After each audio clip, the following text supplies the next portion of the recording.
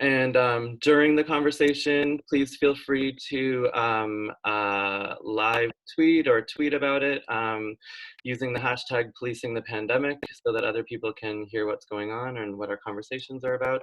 I'm going to ask everyone to remain muted during the call. And also, I want to thank, before we get started, Aziz, Kat, and Colin, who helped organize this today's conversation, and who also be help moderating, and also Jane, who's going to help moderate. So they're going to have the ability to mute you if your microphone's on, and they're going to be moderating the chat, sending me and speakers questions as things go.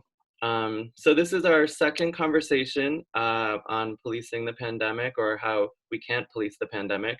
Our first conversation happened on March 28th, and since that, so many things have happened. So much has changed, and with the ramp up of police power and the rise of authoritarianism all across Canada. We've seen policing or enforcement happening in every province across Canada, and I've been working with my colleague Alex Lupscombe through the University of Toronto to document cases across Canada of police enforcement. And since our last call, we've documented over 1,000 incidents of police enforcement across Canada. In every province across the country. Quebec being one of the most egregious, with over 1,000 incidents itself, and Nova Scotia follows with Ontario. Most often the charges that we've been seeing are related to people being alleged to not socially distance or being in groups of people. We've also seen criminal charges against quite a number of people for alleged spitting incidents when they come into contact primarily with police. So on April 4th, or actually just the way this meeting's going to go, I'm going to give a little bit of an overview of what's going on the ground in Canada. We're going to have Cecile Kazakhstein speak from the Canadian HIV/AIDS Legal Network, who is based in Paris. She's going to give us a quick overview of what's going on globally. We're going to have one person, I think if Lynn is on the call, talk about her experience with police recently, and then we'll go into the speakers and have a conversation after that. So on April 4th, there was an enforcement blitz in Ontario, in Quebec, and in Nova Scotia. And during that, this is when kind of most of the charges happened, and there was quite a number of incidents that took place. So in Ottawa, there was a report of a bylaw officer punching a Black man in his face when he was with his daughter because he refused to give his name, because now in Ontario, bylaw officers have the right to ask for your name if they're alleging that you have violated a social distancing or one of the emergency measures. So that man didn't do that, and the bylaw officer punched him in the face and said that the man who was punched said he had been singled out amongst many other people in the park. In Montreal, we have reports of authorities giving out tickets of about $1,500, which is what they are in Montreal. There was 5 homeless young people who were ticketed that we know of, waiting outside of a metro station. And there was also one harm reduction worker who was ticketed and arrested while doing her job. And we'll have her speak, I think, if she's on the call.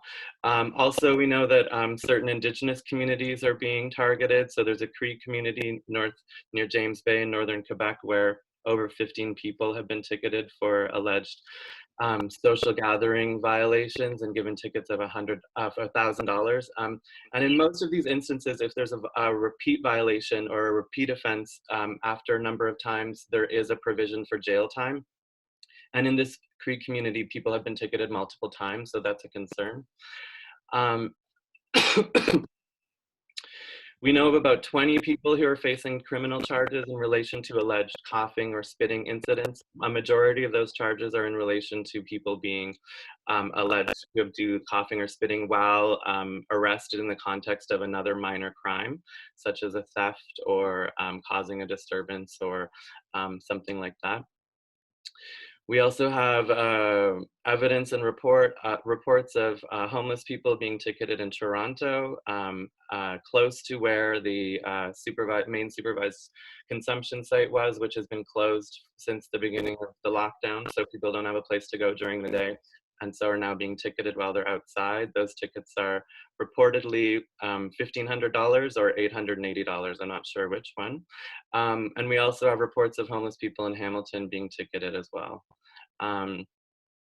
Also, along with all of this, there are many anecdotal reports of police themselves not social distancing, not practicing the things that they're enforcing, not wearing PPE. And in one instance in Nova Scotia, told onlookers that social distancing doesn't apply to police. So if you want more of an overview, you can check out the website that me and Alex Lubscombe have developed called Policing the Pandemic. It kind of is a little bit of a map overview of what's been going on. And that we've been trying to keep up to date. I will now move to Cecile and get Cecile to give us kind of an update of what's happening globally. Thank you so much, Alex, and hi, everyone. Yeah, the issue of criminalization, policing, and surveillance in the context of COVID-19 is, as you all know here, widespread internationally, even if the situation varies from one country to another. I'm based in France. I work for the Canadian HIV/AIDS Legal Network, but I'm based in France. So I'll share a bit of our experience here. I hope that's okay. We have more than 18,000 people who've died of COVID so far. We have strict lockdown measures here that apply to most of the people. People who are sick must self-isolate, but for now, as far as I know, there is no public health order to stay home or any surveillance by police of people who have the virus. There is also no generalized testing. The policing and the surveillance is used to enforce the lockdown measures. So when we go out, we need to take a document with us certifying the reason for going out. And it has to be a valid reason authorized by the law. And police has been deployed to check on people. So if you don't have your certificate and a good reason to go out, you can have a fine of 138 euros, and it increases if you've been caught several times, and you can even face jail time if you've been caught 4 times within a month. And as of today, there have been 12 million controlled by police since the beginning of the lockdown in March in France. And 700,000 of tickets has been issued. We've also seen close to 2,000 people who've been arrested for not respecting the lockdown. So the situation, of course, increasing risk of abuse by police. Guidelines on what is actually authorized are not always clear and can vary from one place to another. Some restriction enacted locally in some sort of competition between cities are absurd, and some people are just not in a position to comply with them. And like in Canada, there are reports of volunteer working, for example, with migrants that have received tickets while doing outreach work. And there are hundreds of reports of abusing a ticket. This is really something that is being talked about a lot. Particular concern exists where tensions with police already exist, including with poor marginalized community that are already discriminated and victims of police violence. There are several reports of police harassments and violence, including very severe violence in some suburbs of Paris. There is at least one report I've seen in the media of one homeless man who died following an arrest with police related to the lockdown. He was controlled by police and apparently agitated, and they took him to the police station, and in the car that sat on him, and he died. Human rights organizations, including La Ligue des Droits de l'Homme and Human Rights Watch, have denounced the situation in France. Just wanted to highlight that the French National Human Rights Commission has just put in place an observatory on the impact of emergency measures in relation to COVID on human rights, something that may be interesting to people working in Canada as well. And this goes beyond the issue of policing, but general issues related to human rights and COVID. So the observatory will really try to see if measures taken are actually proportionate, strictly necessary, non-discriminatory, and temporary. Those are the human rights standards that should be followed. I've been talking about France because that's where I am, but there are horrific reports of harassment, humiliating and degrading treatments, and violence by police in many countries in the world. In the Philippines, people not respecting curfew have been put in dog cages under the sun, according to Human Rights Watch. In Kenya, it was shared last time in this call that some people have been beaten and gassed by police. In Uganda, 23 people connected with a shelter for providing services for the LGBT community have been arrested, and some have been charged with a negligent act likely to spread infection or disease. The Canadian HIV Legal Network is part of a broader coalition internationally called HIV Justice Worldwide. It's a coalition against the criminalization of HIV. But since COVID emerged, we've been also monitoring cases of COVID-related criminalization, and we've also denounced the use of the criminal law to address the COVID pandemic, including based on our experience of HIV criminalization. And this week, our colleagues from the HIV Justice Network have recorded at least 21 reports of criminal cases worldwide, usually involving coughing or spitting, where charges were prompted by the threat of COVID-19. So just in 1 week, 21 reports worldwide. And we've also noticed that in Australia, the Ministry of Health said this week that deliberate transmission of COVID could be punished by a lifetime sentence. And we've seen similar call for criminalization in other countries. You may remember that in the US Department issued a memo in March providing that people who intentionally transmit COVID may be charged under existing federal terrorism law, such as the use of a weapon involving a biological agent. And we've seen parallel made with HIV criminalization and COVID criminalization. And we've also seen some concerning repercussion on HIV criminalization itself. So for example, in Poland, a new law was hastily passed in the context of COVID-19. And for some reason, the penalties that were specific to HIV exposure, non-disclosure, and transmission were also increased. So there have been several responses to that. UNAIDS released a statement. In the US, our friends Positive Women USA coordinated a letter signed by 100 of organizations denouncing the criminalization of COVID and policing and the discriminatory impact of those measures.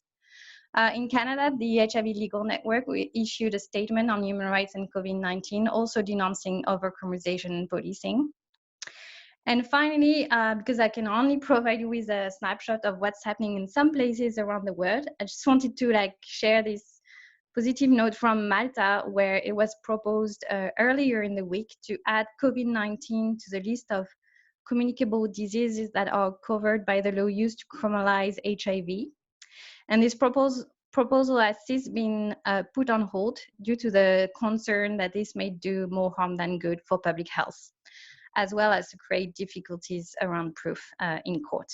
And one of the ministers rightly indicated that they basically have bigger fish to fry right now. So just wanted to end on this a little bit more positive note. Thank you very much. Thank you so much, Cecile, for that comprehensive overview of what's going on. I know you have to leave and go have dinner, so I hope you have a great dinner. I also know in the US, COVID is being used to enhance people's sentences in certain places. As a sentencing enhancement. But there is interesting things in Canada. For example, Winnipeg has yet to say they're enforcing COVID the way that other places have. So the city of Winnipeg has no specific COVID-related enforcements. So it'll be interesting for us to kind of think about that. But I just wanted to, we have a few other people who wanted to do kind of some overview conversations about before getting into our 4 speakers. But I wanted to see if Lynn is on the call and if Lynn wanted to talk for a few minutes about her experience. Hello? Hi. Oh, hi. Yeah, I'm Lynn, and I am here on this call. I, on April 10th, I'm a street worker in Montreal with Indigenous First Nation and Inuit people who are homeless or part of the street community. And I, on August 10th, was interacting with people I know in the street community and doing some COVID-19 support and education, distributing gear and talking to people, giving people hand sanitizer. And the police intervened, prevented me from being able to continue what I was doing, and gave me a $1,500 fine under Quebec's public health decree, and arrested me and charged me with obstruction.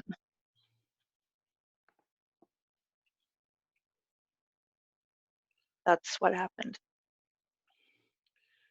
And I heard that they wouldn't let you contact your work or provide any information about where you worked or what you were doing when that happened. Yeah, I was attempting to phone my co-worker and the coordinator of my project and the Indigenous police liaison. Luckily, I was able to leave a message on our police liaison's voicemail with the location I was at and the police officers involved. But when he returned my call, the police had confiscated my phone and wouldn't answer it or let me answer it. But they also threatened to take me to the city cells, and this was on Friday at 6 o'clock on the long Easter weekend. So it was pretty terrifying to me to consider that I'd possibly be sitting in jail for 4 days. But then luckily the police liaison managed to contact one of the arresting officers, talk to him briefly, and then they released me onto the street. But I mean, with the fine and the criminal charge still there. What's happened since then in relation to? What's happened since then? I'm not quite sure about this, but I've heard that around that time or previous to my experience, another worker with a youth agency had a similar situation and were harassed by police during their job. And I'm not sure the outcome of that.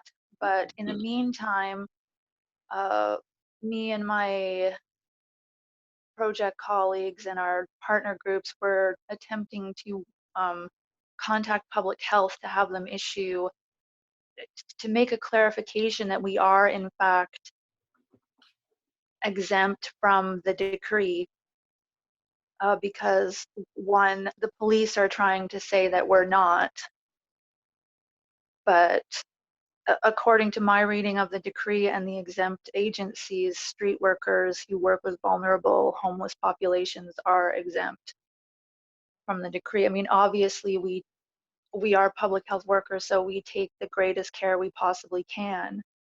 But it seems that the police, the SPVM in Montreal, are attempting to maintain control over the regulation of the decree, when in my opinion this is a public health matter. And if a public health official wanted to come up and make a complaint about me as a matter of public health, I would think that would be a reasonable dispute. But the police are not trained in public health, and they're not capable of having a knowledgeable background in what public health involves. So they are the wrong agency to be in control of the direct application of the decree. Mm-hmm.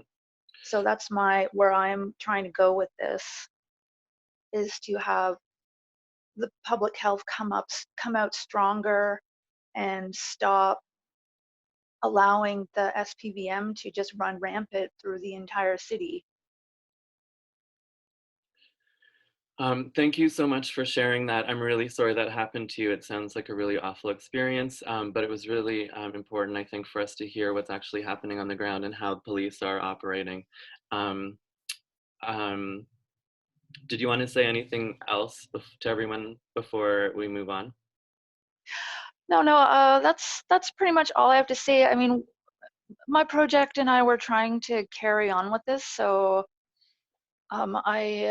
intend on fighting the ticket and the charge. And if people are interested in this and in the larger issue in Montreal, we should just all continue to be in touch about it.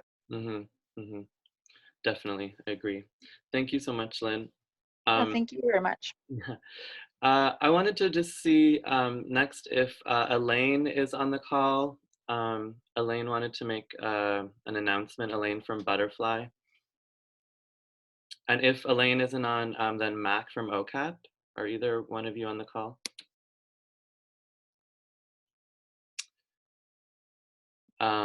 Okay, well, we can wait till the end. Maybe I'll call back. I'll see at the end if they are there. So next, I'm gonna move on. We're gonna move on to our speakers who are going to speak for about 10 or 15 minutes, and then we'll have time for questions afterwards. So first, we'll start with Harsha Walia, who is the Executive Director of the BC Civil Liberties Association.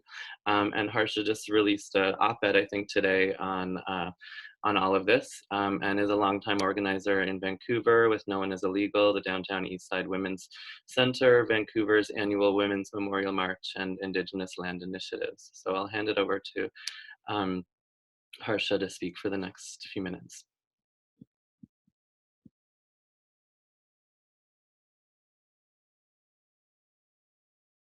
Okay.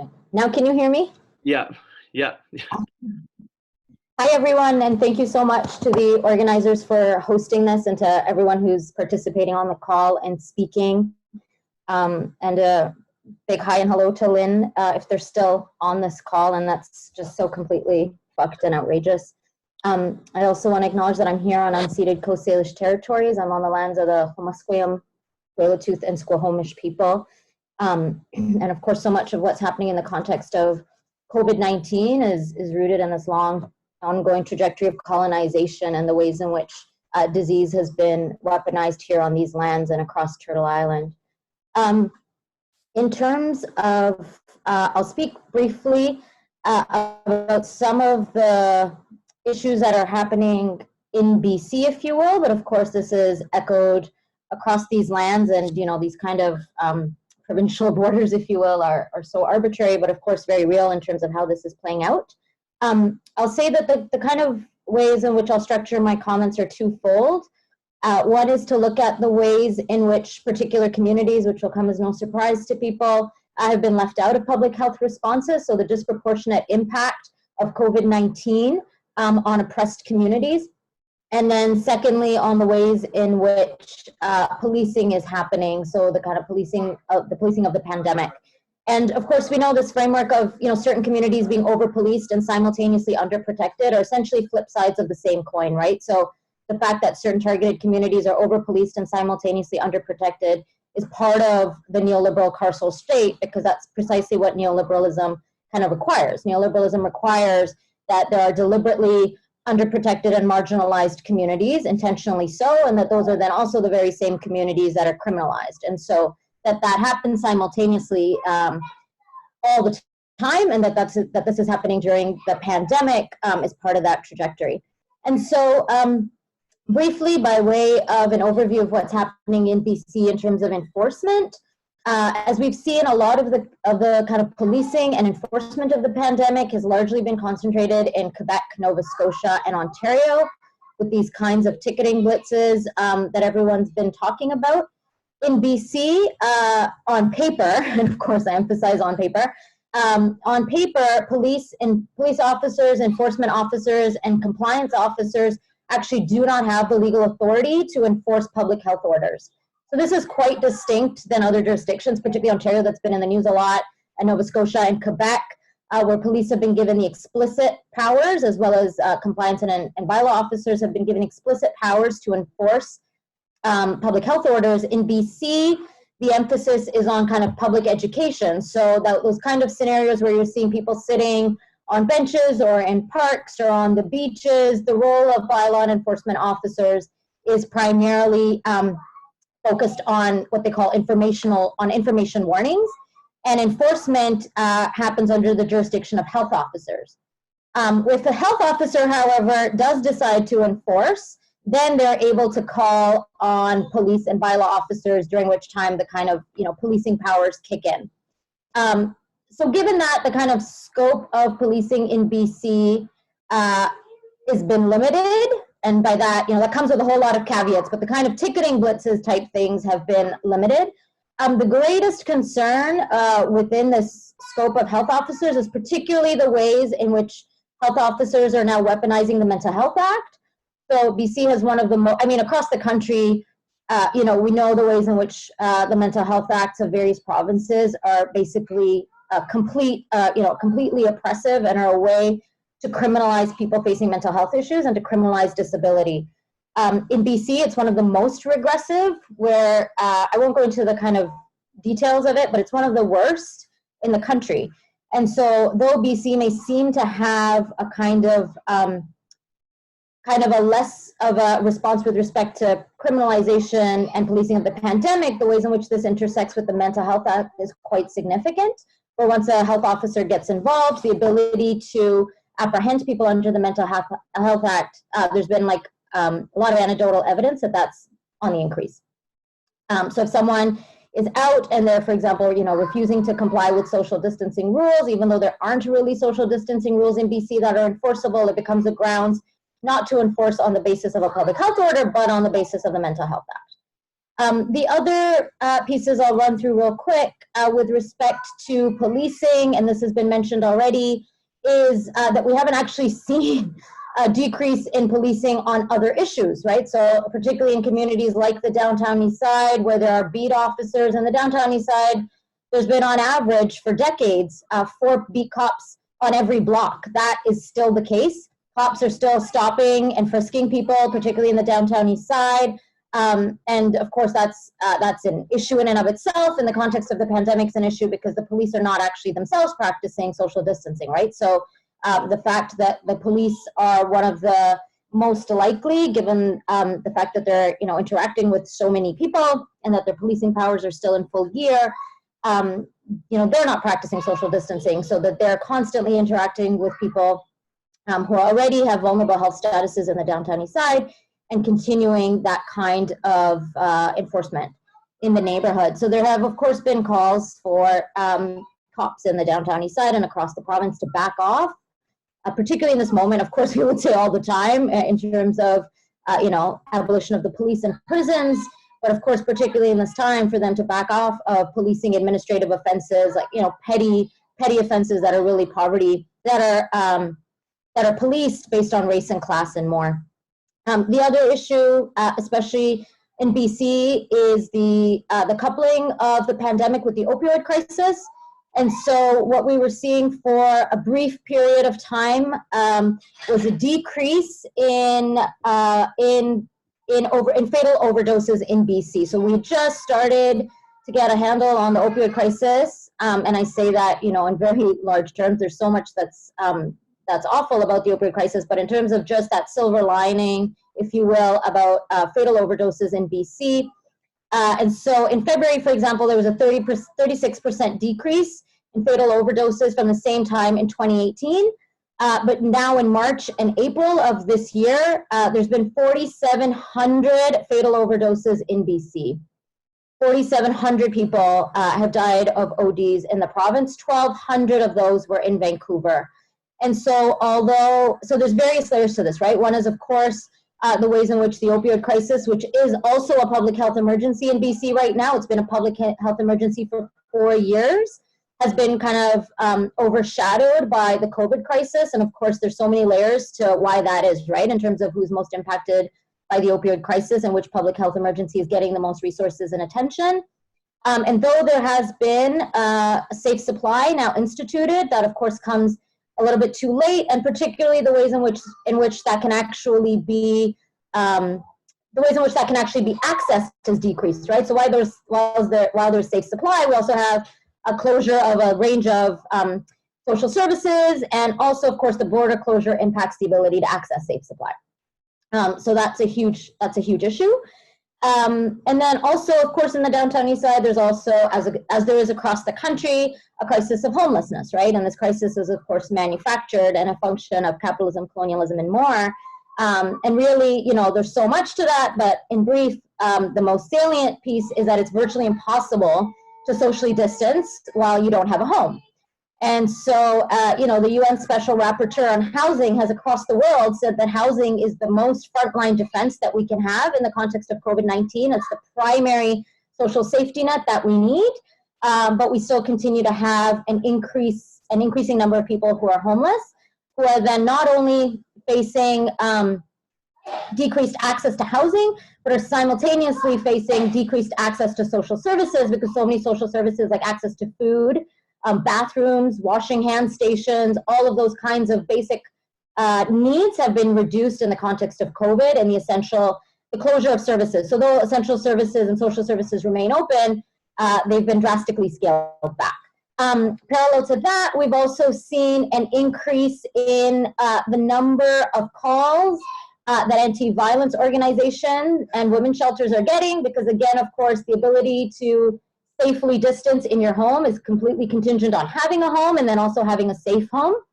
And so, you know, youth, women, trans folks, so many people who are facing intimate violence or are facing the reality of lack of safety and abuse in their homes are have nowhere to go. So we've seen at the federal level that there's kind of an outpouring of funding that the federal government announced, but you know, none of that actually is going into ensuring safe housing. It's going into services, but not into ensuring that people have safe housing and can actually leave their homes if they need to leave their homes. So that's a huge issue, particularly for anti-violence organizations across the province. The other issue is, again, this is national in scope, but is really impacting BC because it is one of the points of entry, is the closure of the Canada-US land border to refugees. So as people might know, in March, there was a federal order in council that basically prohibits all refugees who are arriving at the Canada-land-US border to make an asylum claim in Canada at this time. This is completely oppressive, it's completely racist, it's completely unnecessary. Closing the border has nothing to do with containing COVID. You know, the UNHCR has spoken on this. It's also arbitrary because, you know, Canadians can return, they can do the 14-day self-quarantine, take those precautions, and, you know, still re-enter. International international students, migrant workers, for example, can also do the same. And of course, that's, you know, that discrepancy is because our economy requires and exploits migrant workers, whereas refugees are seen as expendable, right? And so in a different kind of way. And so the ways in which this has impacted the ability for refugees to seek safety is immense. And again, you know, a lot of that is in Quebec, Ontario, and BC. And so this is something that's having a huge impact for people seeking safety and trying to arrive. And it's also, of course, increased the ways in which refugees are now forced underground. So either completely turned back through the United States, where they face the potential of ICE custody, the potential of being deported from the US to their country of origin, and or continuing to make those journeys underground now. So that journey becomes that much more dangerous and that much more insecure. I'll be wrapping up quickly. I think I have 2 or 3 more minutes. The 2 largest outbreaks of COVID-19 in this province really reflect the ways in which targeted communities are being most impacted. So one of the 2 of the largest outbreaks in BC were amongst migrant workers in Kamloops. And so a huge number of migrant workers who did not have access to safe housing, because migrant workers, as people know, basically are at the whim of their employer. And so we're not able to practice safe social distancing, had employer provided accommodations that were incredibly cramped. And so one of the largest outbreaks in the province is in Kamloops, and the other is in Mission Institution, which is actually one of the largest outbreaks across the country in a federal facility. And 2 days ago, one of the first prisoner deaths occurred as a result of COVID-related complications, and that was a prison in Mission Institution in Abbotsford. And of course, one of the other things that we're seeing within prisons is, you know, as has been amplified, so I won't repeat too much, but the need to immediately release prisoners, the danger of COVID-19 spreading through prisons. But also there's been, we've seen and heard, and particularly prison justice groups have heard of the ways in which solitary confinement is now being used at increased rates as a so-called health measure, right? So now that prisoners are not only in prison, which is already a complete injustice, but now are facing decreased access to the outside due to canceled visitations, and also enduring solitary confinement, which is straight up a form of torture, as a kind of COVID response. The last thing that I'll say is one of the huge kind of national issues, I don't know if anyone is talking about this else, so I'll just mention it briefly, is really just the kind of privacy creep and just the emergence of digital surveillance measures. So, there's a lot around the world that's happening in Israel and South Korea and China and elsewhere, where we're seeing the kind of cell phone tracking, data tracking. But we haven't heard as much about that in Canada, but it's really something that we need to be aware of. Clearview AI is already under investigation by privacy commissioners for using and sharing facial recognition technologies with police officers in the RCMP. First, the RCMP denied that they were using it, then it was revealed that they were using it, and then it was revealed not only that they weren't using it for one recognition technology for 18 years, 2 whole decades, right? So the ways in which the kind of surveillance creep is mapping on top of policing measures is something that really is kind of new to this era. And that's something that we're also trying to be really aware of. But that's just kind of a general scope of the ways in which public health measures at this time are, of course, not equal. Certain communities are disproportionately impacted and left out of public health measures. Undocumented workers, of course, being another community. And Migrant Rights Network has been doing a lot of work on that. And then simultaneously, those same communities are being targeted by criminalization and policing measures. So that's my overview. Thank you all.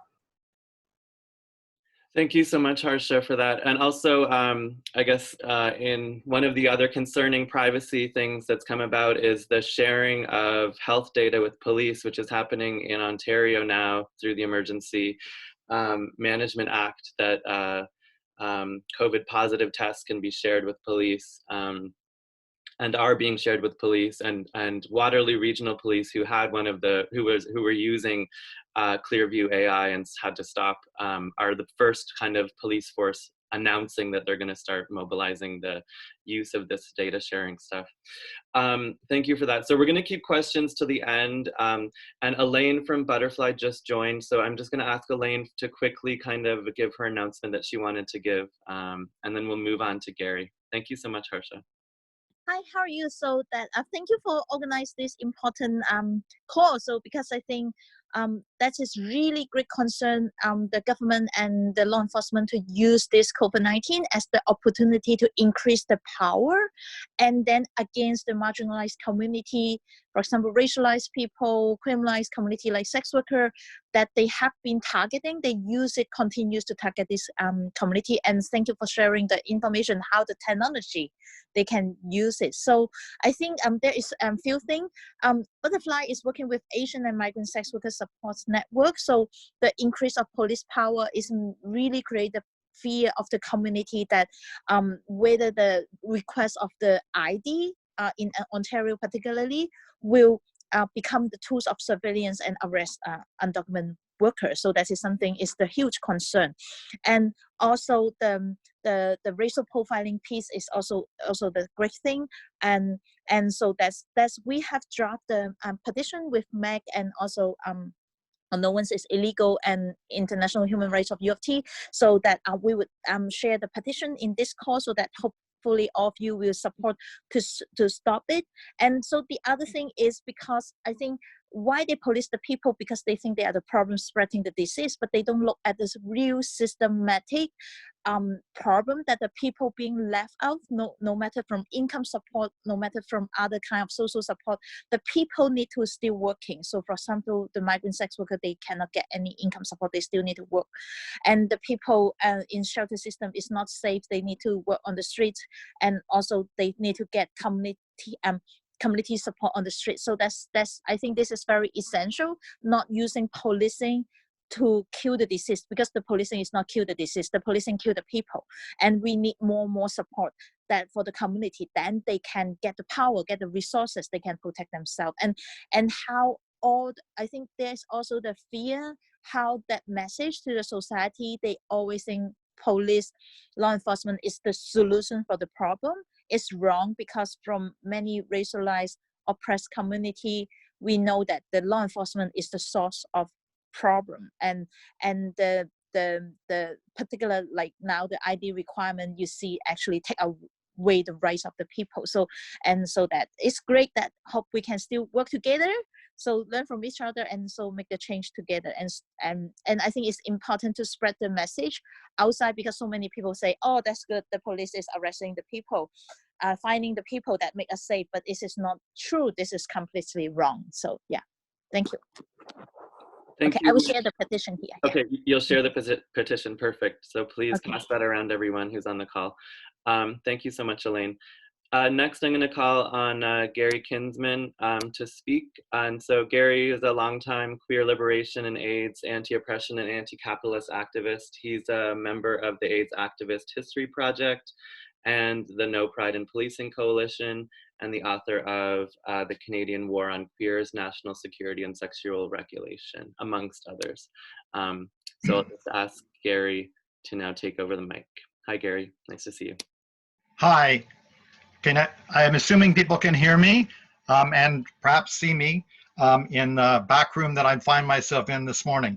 I first of all wanted to say that I'm speaking to you from Sudbury, which is on the territories that belong to the Atikamekw and Anishinaabe Nation and other Anishinaabe people. I think that's important to note. I also want to just tell people that the chat function, I don't know how to get it to work. So people can't actually ask me individual questions. If you have my email address, you could do that, or maybe some of the moderators could forward to Alex questions that are specifically designed to me. So hi, everyone. It's great to be with all of you.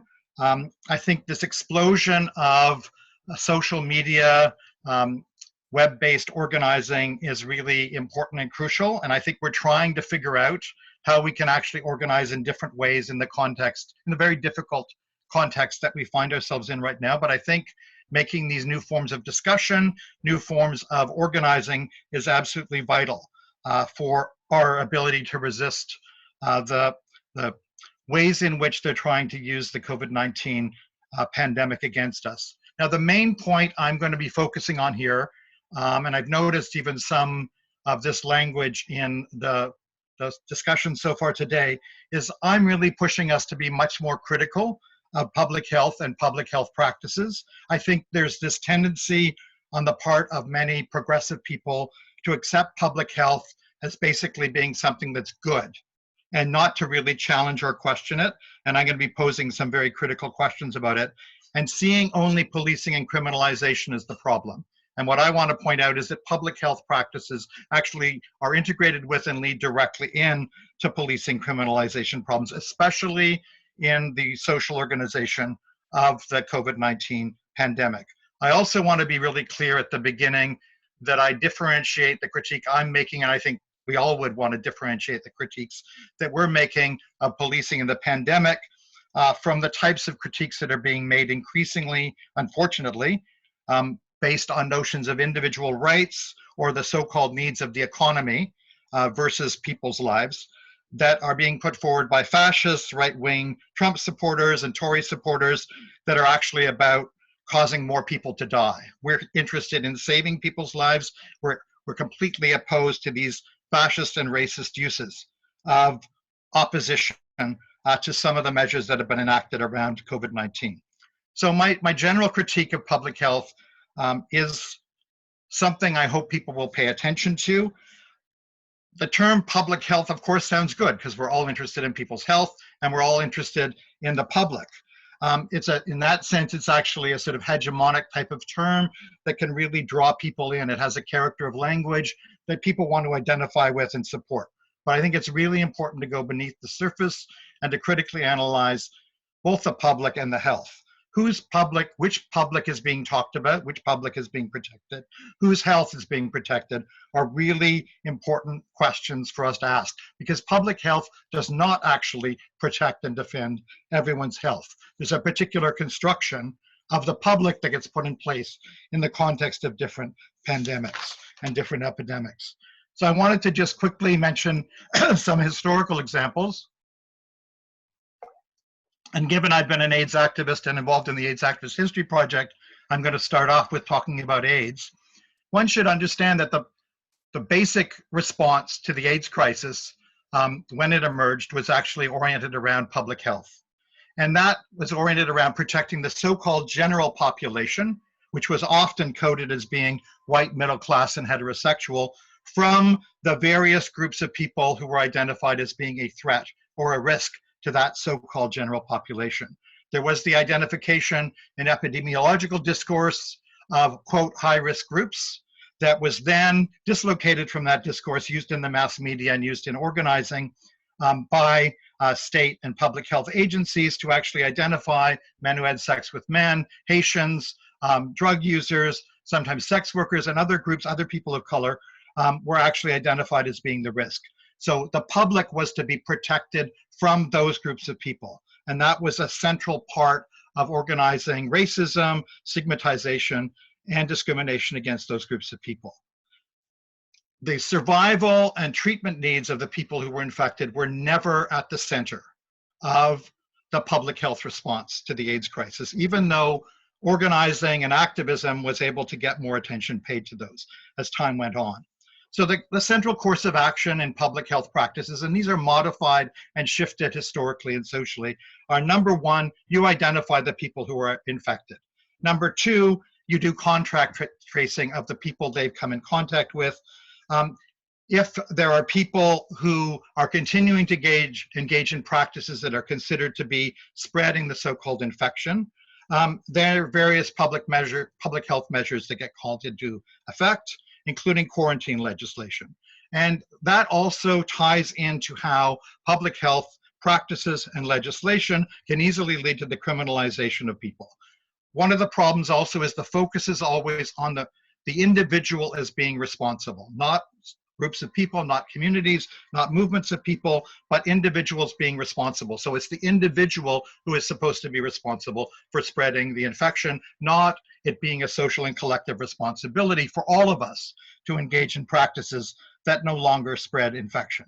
Similar practices have occurred in different historical contexts in relationship to sex workers, in terms of what used to be described as venereal disease, what is usually described as sexually transmitted infections now, where it has been a very sexist assumption on the part of public health authorities and government officials that it was female sex workers who were actually spreading infection to men, especially men in the military, who of course were absolved of any responsibility for actually spreading these sexually transmitted infections. So this was really organized a lot through sexism, but also through racism. So again, the emphasis in most public health practices is on protecting the so-called general population. And we need to think about who that actually is and how it impacts on other groups of people and how the survival and treatment needs of people who are infected are not correctly being addressed. Now let's look a little bit at the current COVID-19 pandemic. What we've had to do in this context, rather different from the AIDS crisis, where we actually had safe practices and safe sex practices being articulated from the bottom up, we've had to rely on the advice from public health experts. Now, one should remember what their central objective is. Their central objective is actually flattening the curve. That is their central objective in these public health practices, so that hospitals are not overwhelmed with people who are infected. The objective is not to stop everyone from dying, it's to lessen the number of people dying and to spread it out over time. That's the central objective of public health practices. And there are a number of problems with that. I mean, we've all seen the horrific stats, the modeling stats, the numbers of deaths that they anticipate. Now, what are some of the problems with what public health has advised people to do? One of them is that they've said the central objective is either social distancing or social isolation. And it seems to me that there's a fundamental problem with this, and many of us are still using these terms, and I really would strongly argue that we stop using them, because we actually need the social now more than ever, and we also need to engage in struggles over how to transform the social to make it more defined by questions of social justice and social equality. So I use, and this is increasingly being taken up, the notion of physical distancing and physical isolation, which is what we're actually talking about. because people actually need the social. We are social creatures. We need to remake the social in this context against racist and patriarchal relations. Now, another public health advice that also comes a lot from state officials is the so-called stay at home, right? A lot of problems with this. And it also rests on the social construction of the so-called public realm and the private realm in capitalist, patriarchal, and racist societies. So some of the problems with stay at home is, first of all, lots of people don't have homes, right? Don't have private space. Homeless people don't have these homes. There's also ways in which those people who don't have homes, who are institutionalized, are also put at risk because they don't have this private space, these homes. There's also tons of violence in this private realm, tons of violence that exists within these homes in terms of violence against women, violence against partners, violence against abuse against queer and trans youth. And we also have to see how in some ways by trying to privatize the solution, they're actually not questioning the character of public space. They're allowing the police to police that, but they're not actually reorganizing public and private space so that we, for instance, could have the proper social space for physical distancing by closing down roads and opening up large parks. So it's lots of problems there.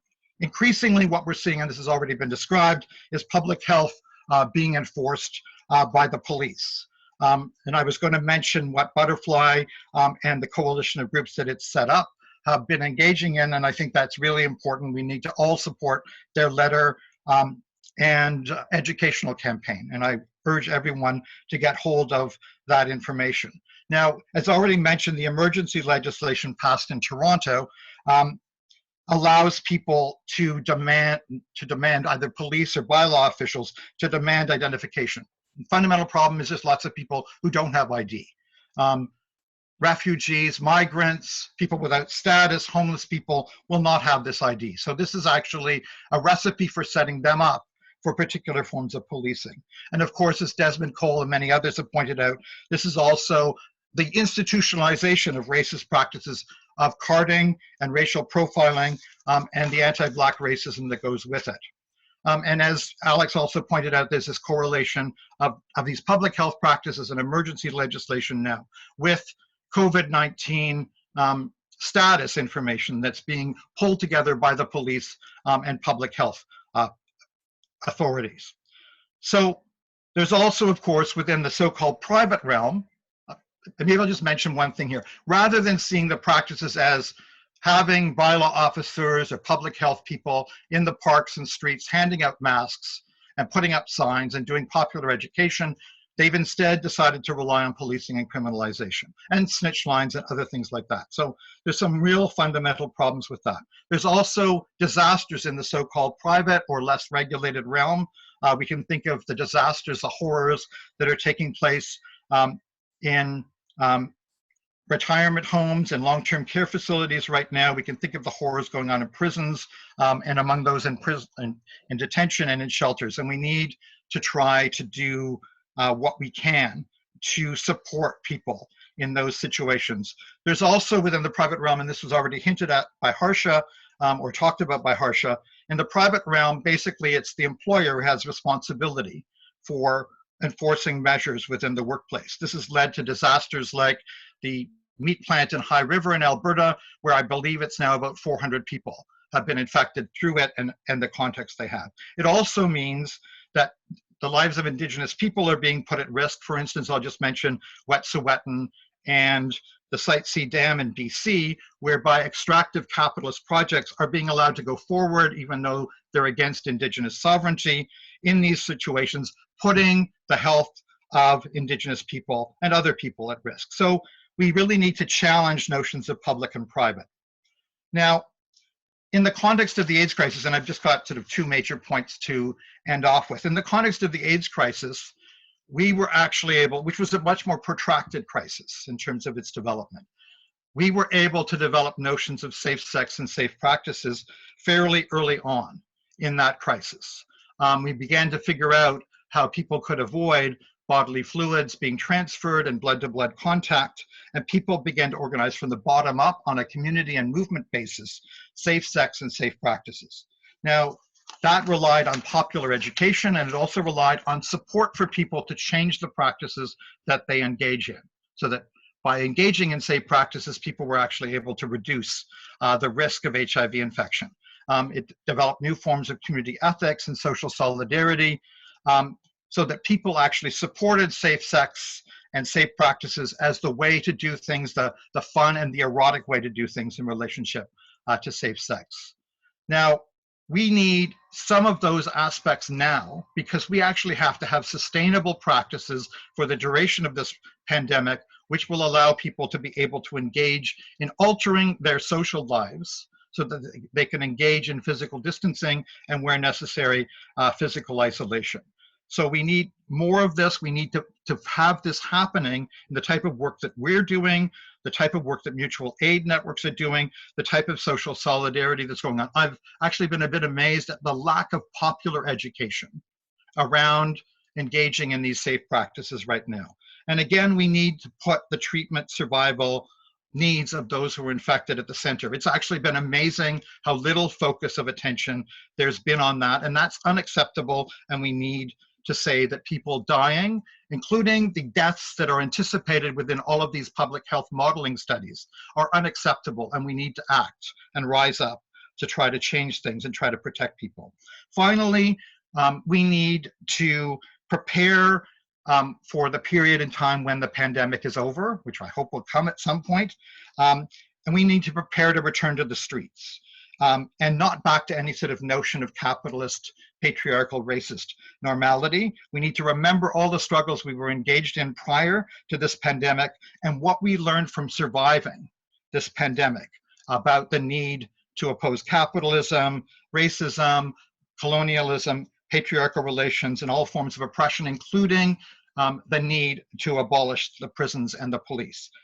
Thank you. If you want to read more about my my response to this, please feel free to read my initial notes that were put on my website, radicalnoise.ca. Thank you so much for listening, and I'm really so pleased to be able to participate in this. Thanks, Gary. I posted a link to Gary's blog in the chat, so people can see his comments there too. Thanks so much, Gary. So we'll leave questions to the end. If you have questions for Gary, put them in the chat, and our moderators will send them to me, then I can ask them to Gary. Next up, we're going to have Omosoré Dryden, who is the James R. Johnson Chair in Black Canadian Studies at the Faculty of Medicine and at Dalhousie University, where she's an associate professor, and her research is situated in Black studies, Black queer diasporic analytics, and Black health equity. And I believe that Omosoré is also involved in the COVID Cops 902 website, which is a Nova Scotia website that Black organizers are working to help report police incidents related to COVID. So I'll pass it over to you now. Thank you. Hi, everyone. How are you? Is my mic on? Yes, perfect. So I'm just going to speak briefly. I really appreciate the remarks and the information offered by Harsha and Gary. And so a lot of that I really support and also agree with.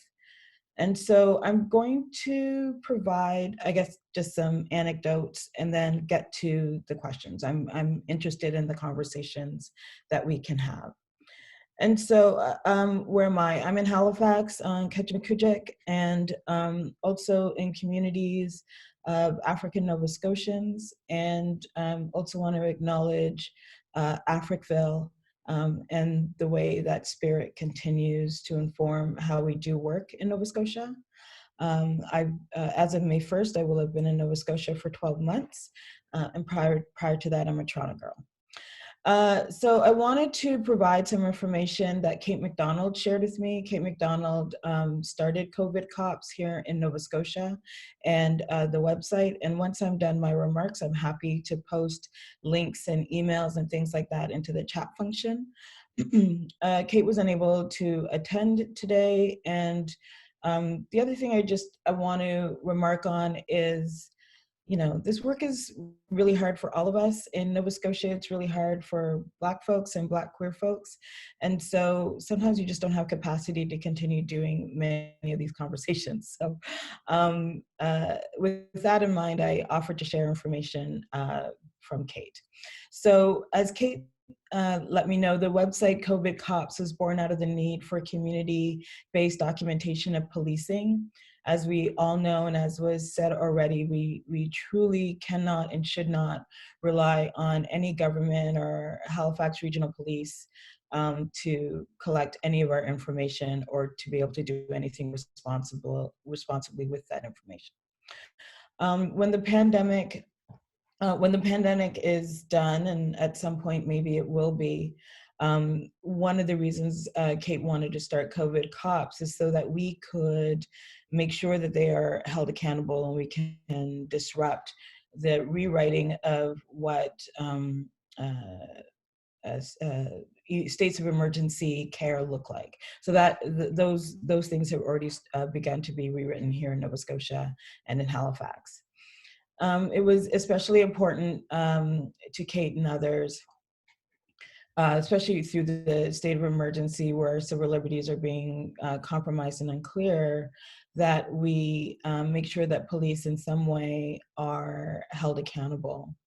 And she provided an email for that. So at the beginning, Alex was speaking about engagements with the police and how, you know, they have articulated often that the states of emergency don't apply to them. And that was actually one of my very first experiences with police a couple weeks back, where we watched a young Black man being arrested by police, myself and my partner. And so when, after having the police called on him by white women and other white people, I'm sure.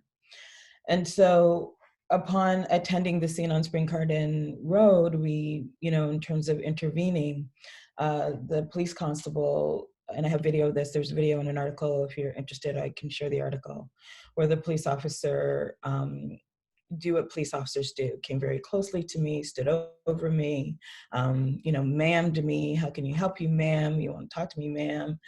That kind of thing. And when I suggested that he was standing too close to me and he needed to take a step back and he wasn't respecting physical distancing, he informed me that that doesn't apply to police, which meant that I needed to take a step into the street to back away from him, but still engage in conversation. Although I was there with my white partner, he didn't, and she was also being very loud, and actually she was louder than me and talking. He didn't at all kind of like step into her, over her, that kind of thing. And so this practice, especially with the Halifax Regional Police, where African Nova Scotians and Black people are 6 times more likely to be street checked than white folks, this practice of over surveillance is one that has been and can result in our arrest quite easily.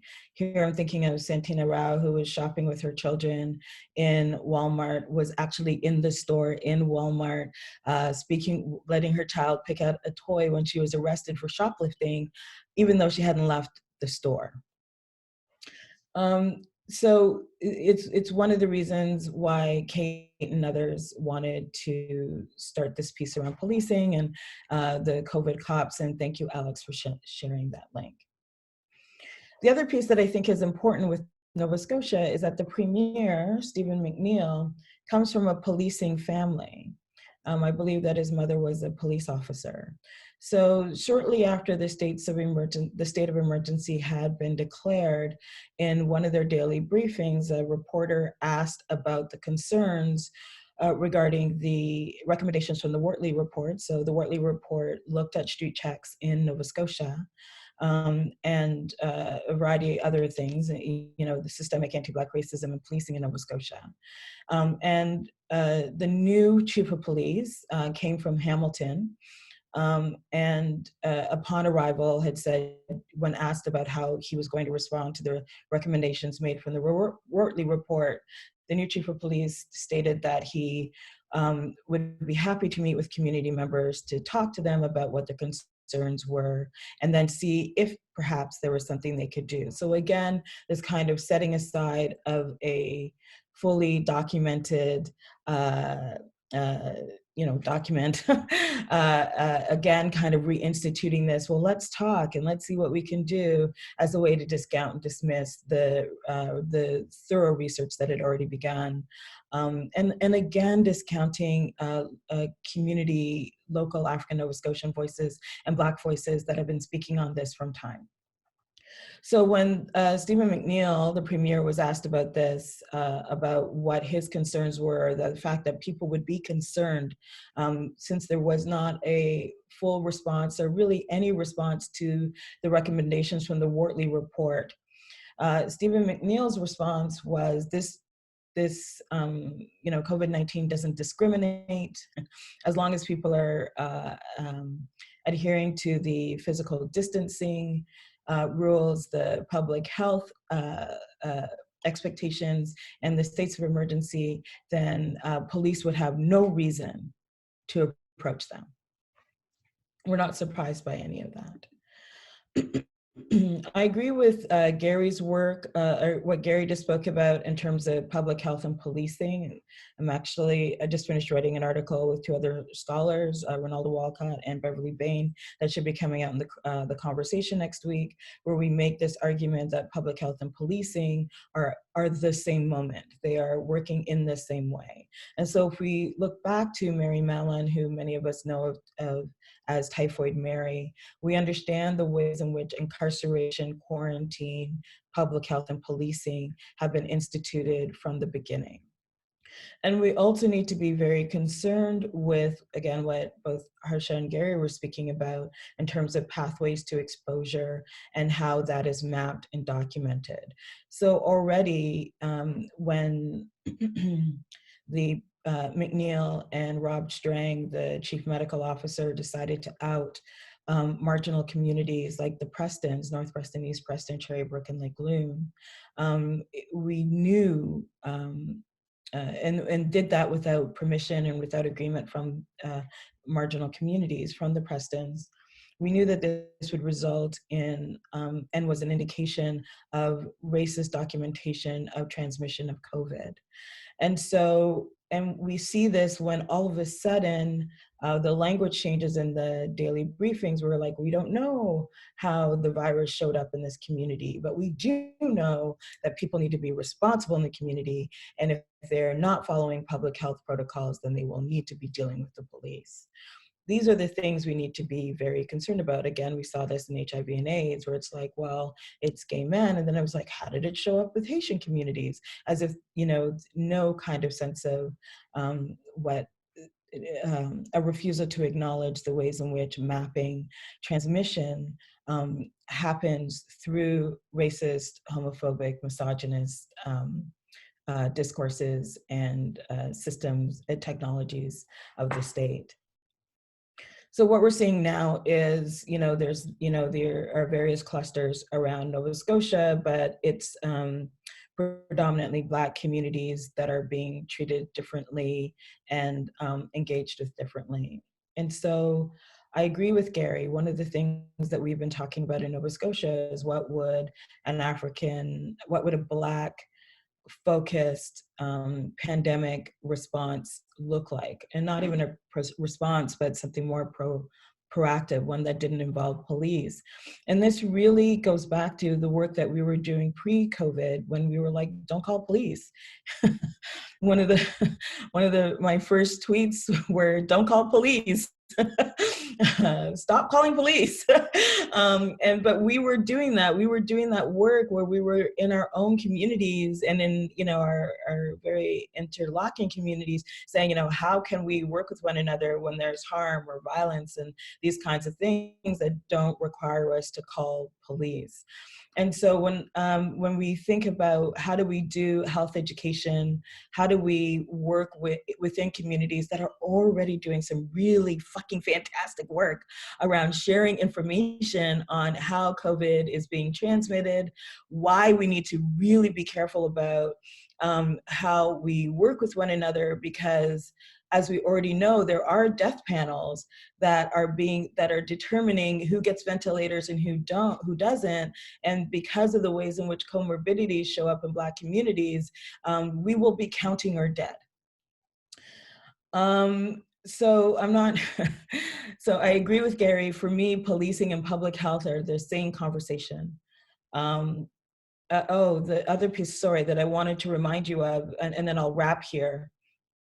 The other piece I wanted to remind you of was on, what date was that? This past week, there was a report in the news. So yesterday there was a report, 2 days ago, there was a report that police are looking into a member of the force that held a very noisy party.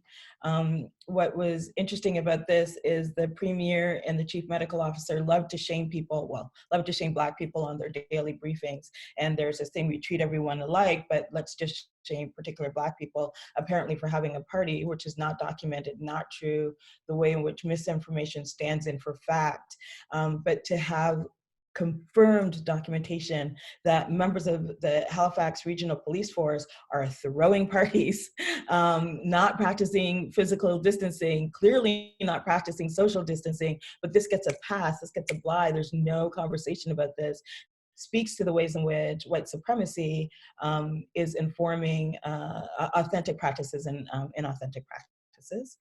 And then the other piece, which was talked about on Twitter by David T.S. Fraser, I don't know if they're on the call, who is a privacy lawyer, was speaking about the ways in which people are talking, sharing their incidents of being pulled over by police if there are more than 2 people in the car, and demanding identification to determine whether or not they all live in the same address, whether or not they should be in the car, or should, or whether or not they're practicing physical distancing appropriately. And so so David Fraser did a Twitter thread in terms of who needs to provide information to the police when they're being pulled over. Nowhere in the states of emergency does it say that police get to pull you over because they're worried about whether or not you're physical distancing. What you should or should not be provide police if you're a passenger. We already know that this will be rolled out differently with Black and Indigenous people, but it was a useful thread that needed to be shared. And then the other piece that we're hearing about are people are out walking and then being stopped by police demanding their ID, and then being told they're too far from their neighborhoods, and so that they need to turn around and go home. So let me stop there. I hope that was useful, and I'm looking forward to conversations. Hi, Gitanjali. Very useful. Thank you so much for that. So we'll leave questions. I have a million questions, but we'll leave questions till the end. And I'll next call on Estelle Davis to speak, who is in Montreal and is the director of Action Santé Travesti et Transsexuelle du Québec, or ASTEC, and is the organizer of Taking What We Need, an informal community group dedicated to helping low-income trans women get what they need through discretionary funding. So I'll pass it on to Estelle. Hi, everyone. Can you hear me, Alex? Yes. That's good. Okay, cool. Perfect. Hey, everyone. My name's Estelle. I'm really happy to be here today with everyone having this critical discussion, and I'm really grateful for the organizers and all the speakers that have gone on today. Just before I start, I wanted to also acknowledge that I'm speaking here today on the traditional territory of the Kanien'kehá:ka here in Montreal. So I'm going to be talking about some of the challenges and dynamics that the concurrent crises of coronavirus and capitalism have brought up for sex worker communities across Canada. But I want to focus more specifically on trans sex worker communities here in Montreal.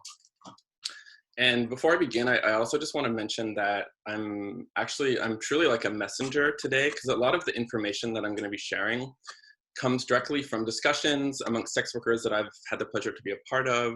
It comes also from outreach workers and colleagues at ASTEC, where I work, but also at Cactus Montreal, at Stella, Agir, Center for Gender Advocacy, and also from sex worker, migrant justice, and HIV advocacy organizations across the country. So here in Montreal, trans labor history is actually, in many ways, it's a history of the red light district and the stroll, which in the 90s and the 2000s was located just on the north end of the Gay Village in Montreal. Of course, trans sex workers and the kinds of work that we do is really diverse, but you're not going to walk home from downtown Montreal today, and you're not going to, on your way home, you're not going to pass by like 7 trans strip clubs or massage parlors with names like Transsensual or the Gentleman's Chasers Club. Nor will you casually see trans women smoking outside bars, laughing or flirting with men. There's no escort agencies who work with trans women here in the city. Trans sex workers tend to be self-employed escorts because this is actually the market that's available to us. So our history is a history of the red light district because for decades, the stroll is where trans sex workers made a living, but also found a community. It's where trans people found friends. It's where they found family. It's also where they put on shows and community events. It's where they made money. It's where they got high. It's where they got to be themselves. It's where they slept. It's where they ran from the cops, where they organized and had protests. It's where they danced. It's where they got arrested, got ripped off, got beat up, and fought back. So over the last 10 years, however, the sex worker stroll in the village has been slowly torn apart by gentrification, increased policing, and new sex work laws that were adopted in 2013. So what this has meant in the long term is that many trans sex workers have been pushed out of this once vital labor and community center and are now actually like dispersed across the city, working most frequently in atomized conditions, separated from other sex workers, and have become, for better or worse, much less visible as a public labor force, which comes with its own unique set of consequences, right? Because how do we share information? How do we improve our working conditions? How do we informally organize with other workers when we're all separated from each other? Of course, the stroll isn't actually dead. I just mean to say that because of these processes, it's actually become like a shadow of its former self.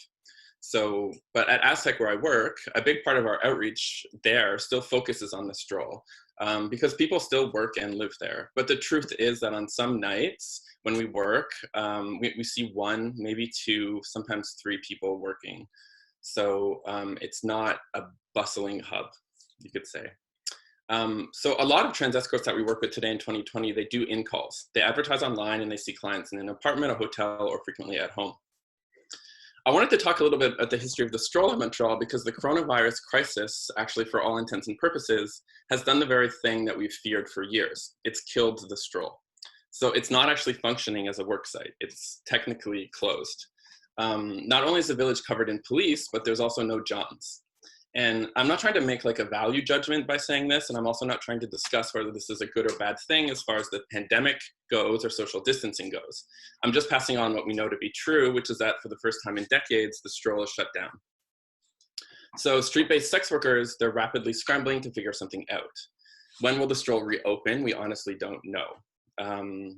This does not mean that street-based sex work isn't happening, though. It just means that the stroll, the one place in the city where street-based trans sex workers could find other girls to watch out for them, to receive services from outreach organizations, and find Johns that they know and trust, is gone. Where this work has been pushed to, we don't actually know yet.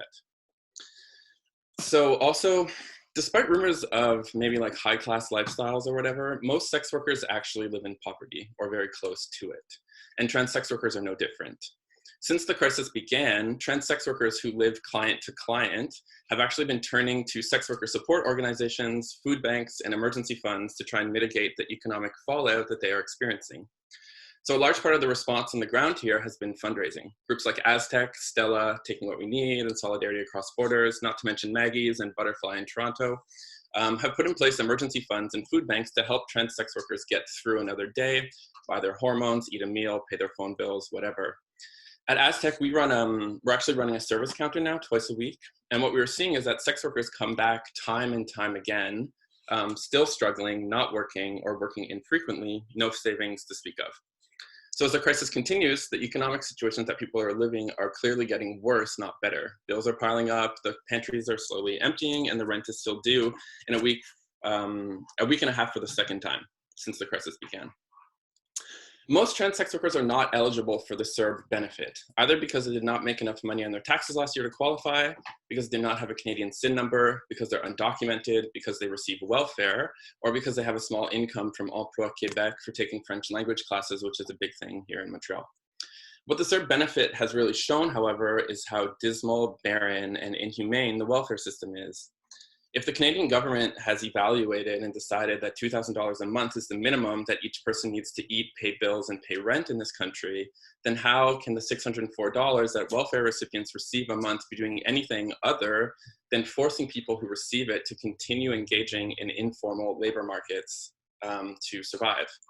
So the CERB benefit is doing exactly that. By choosing to not make the CERB benefit accessible to everyone, and by continuing to offer the cruel joke that is welfare benefits, the Canadian and provincial governments are creating the conditions for many people to keep working out of necessity. So the state in this instance is actually responsible for pushing marginalized workers into labor markets while they will come into contact with other people and putting themselves and others at risk. And this is what's happening to trans escorts. So as we enter the 5th or 6th week of social distancing here, the situation is dire. Sex workers do not want to be working. They're concerned and scared like everyone else, but without a livable income, many are forced to continue working in dangerous conditions. Sex workers are already criminalized in the country. If you start from the experience of migrant sex workers, which I believe is the critical place to begin, then what we already know is that these workers are already navigating complex systems of double or triple punishment in their day-to-day lives on the job. So they're dealing with the effects of the criminal laws on prostitution here in Canada. They're navigating the repressive laws on immigration, which control and surveil their movement and access to labor markets, amongst other things. They're also responding to international laws like the recent US bill FOSTA SESTA, which regulates large sections of the internet and ultimately had the consequence of destroying many online labor technologies that sex workers in Canada and across the world were using and creating to do their job safely. So on top of these already existing laws that criminalize our labor, sex workers are now facing a whole other layer, which is the public health law in states of emergency. Public health and the SPVM, that's the police here in Montreal, they've been collaborating here to encourage the public to take on the tasks of policing and surveillance.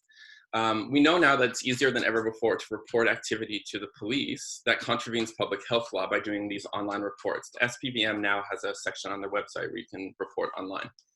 And we also know that public health has been tweeting about this system to the public. So they're obviously working together. Since trans sex workers are being forced to continue working because they're broke, where are they working?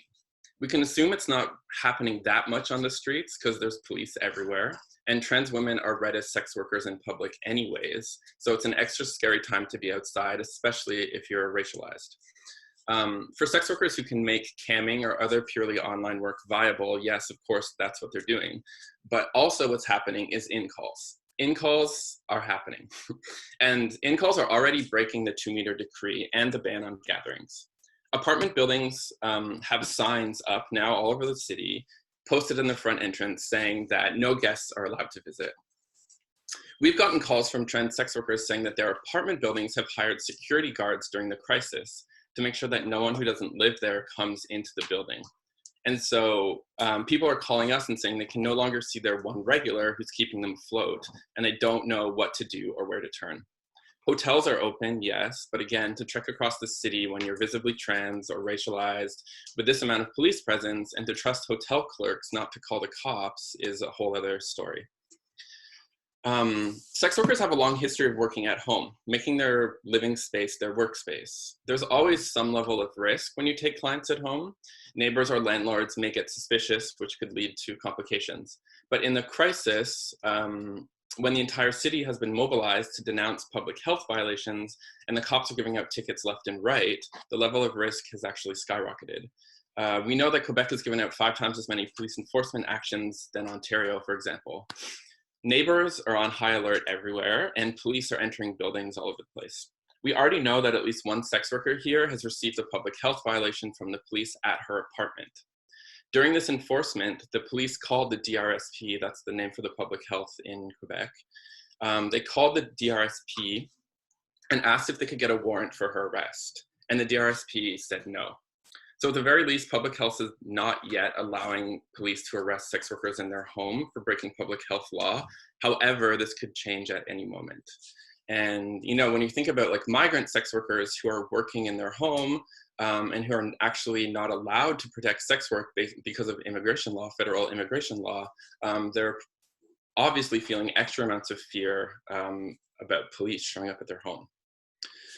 So a lot of the work we're seeing right now around policing and the crisis has been to document what's going on. And I think this is really important and critical work, but at the same time, we're dealing with states of emergencies and public health decrees that most of us are not familiar with.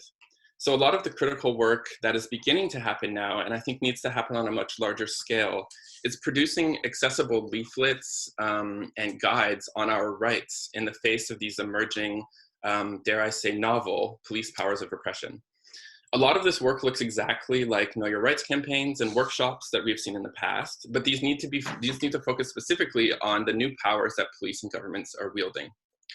Lawyers in Montreal actually just released an excellent document called Surprise, on a encore des droits, addressing exactly these questions. In it, they state, amongst other things, that snitching is not a legal responsibility. No one's required to do it. And also that barring a federal state of emergency, police generally do not have the right to enter your apartment without a warrant. With a few exceptions, of course, there's always exceptions. Outreach workers need to be able to have this information and to pass it on to people who are the most impacted and directly affected by these new laws. The challenge, though, is how to reach sex workers when we're all unfortunately so atomized from each other as workers. We're separated by laws, by the police, by gentrification and stigma. Not only that, but many sex workers are not connected to advocacy organizations as much as we do mobilization.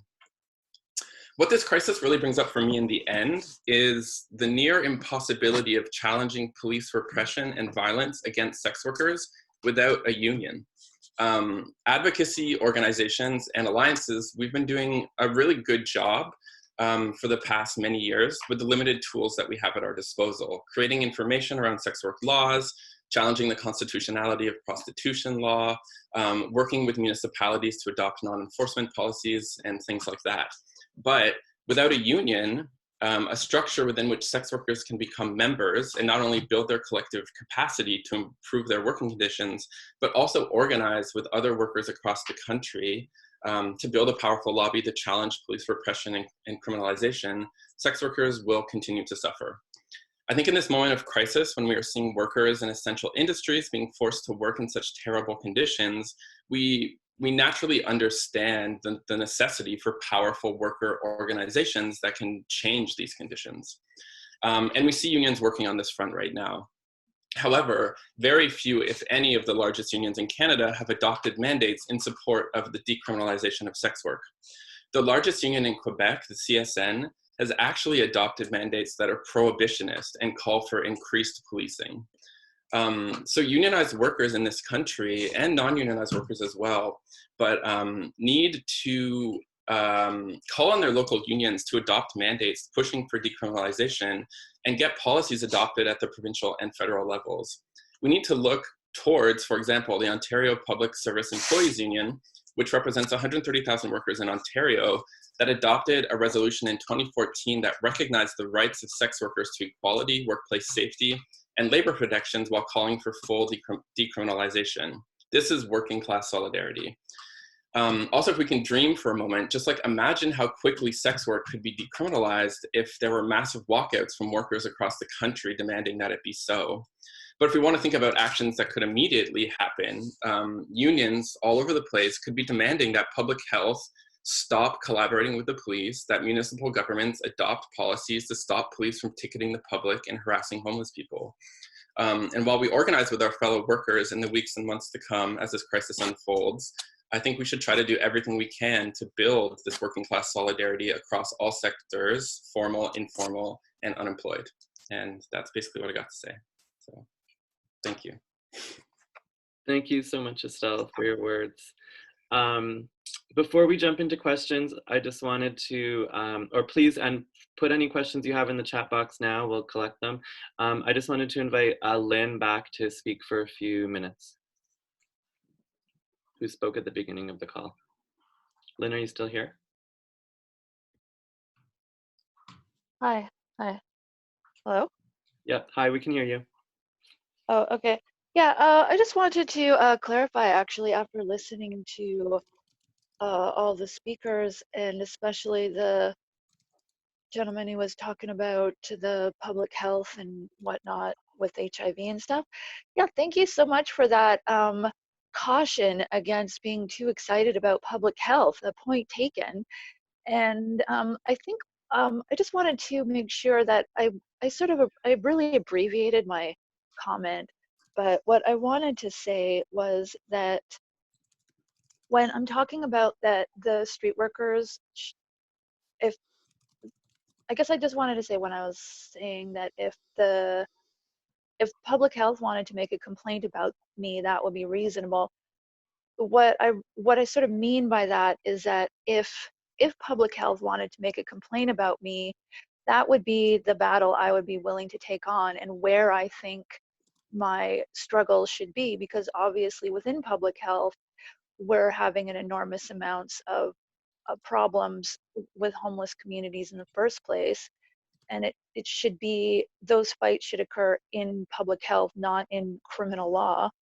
Like, I just wanted to add that, for example, the homeless shelters and day centers in Montreal who work with homeless communities are, the public health officials go to there and complain left, right, and center about everything that they're doing wrong, when in the meantime they have no resources. They're basically just having to slapdash everything they possibly can with as little and as quickly as possible, and making pretty innovative changes to their service that are culturally appropriate to their service users. And public health is coming from this, I don't know, like this seemingly suburban middle class perspective where everybody's supposed to have all of this space and all of this hand washing and all, you know, all of these things that just aren't available. And so people who are dealing with homeless communities are really just having to do better than nothing precautions and better than nothing hygiene procedures. So in those areas, that's highly problematic with public health, because at the same time, public health is not providing people with the staffing or the funding to even do the things that they're asking. But on the streets, for street workers, it's the police who interact with us and enforce the public health orders. So we're put into the realm of criminal law, or I don't know what a ticket is, civil law or whatever, as opposed to, which means that if we should happen to have a dispute with a public health official as a staff, as a worker, as a staff person, that public health official isn't going to put me in handcuffs and arrest me. I can have an argument with them on the spot. But if I do the same thing with a police officer, suddenly I'm being shoved into the back of a police car and threatened with going to jail. So I really appreciate that you guys brought up all this stuff about how public health is not this like ideal place. But I personally would be preferring to be fighting with them than with the police. Thank you for that, Lynn. So I guess I'll invite first, before we get into questions from everyone who's on the call, all 83 of you. I wanted to just see first if speakers had just any questions for each other, Estelle, Gary, Omasore, or Harsha, or Elaine or Lynn, if you have questions of each other that you were that you wanted to pose, or clarifications or things that you were interested to know more about from each other before we move into the broader questions from everyone else. Go for it. I just thank you, and thank you to everyone that shared information today. It's been fantastic. I wanted to clarify just one point. I want us to be really careful about how we see the ways in which COVID-19 are exasperating already existing anti-Asian racism, not just anti-Chinese racism, but anti-Asian racism, where we think more broadly. I want us to be really careful about the ways in which we are now seeing the racialization of COVID around Black people. If we look at Andre Picard's article from 2004, when he talks about race-based data, he speaks about race as through like race biology. And so if we understand the ways in which the virus shows up in particular racialized bodies, it's because of their race, as opposed to racial harassment and discrimination.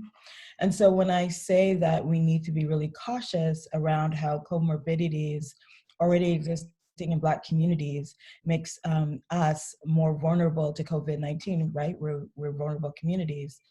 And the fact that we will end up only counting our dead, it's because no kind of system has been put into place to even think about the fact that not only do we have a right to life, that our Black Lives Matter in this way, but that that our disposability now is being solidified through states of emergency, through policing, and through this refusal, not just to collect race-based data, disaggregated race-based data, but to think through Blacks' specific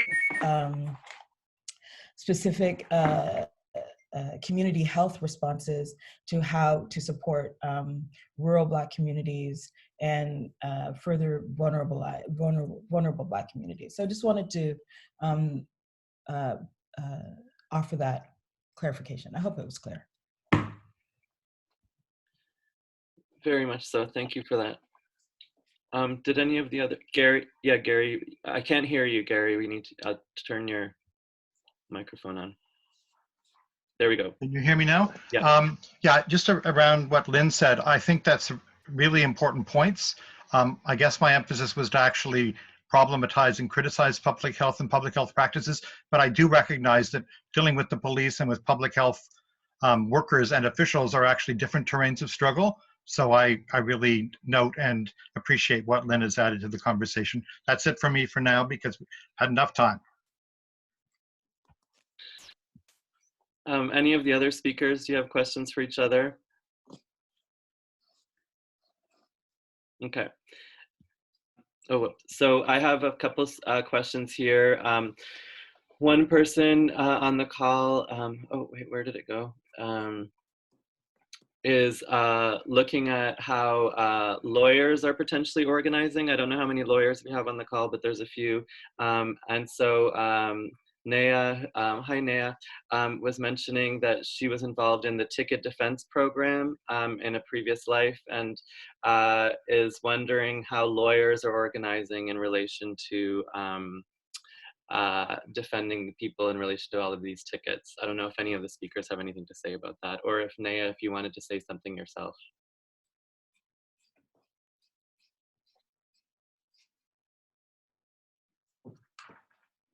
Okay.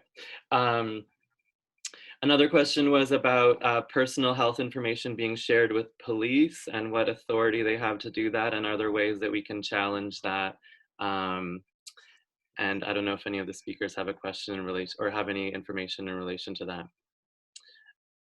I do know that the in Ontario, because of the Emergency Act that does enable police to access personal health information for COVID positive people, there is discussions among some of the legal clinics there, the Black Legal Clinic and the HIV/AIDS Legal Clinic of Ontario have been discussing, and there is kind of like a discussion of if a potential constitutional challenge could happen, but I think it's still in very early days.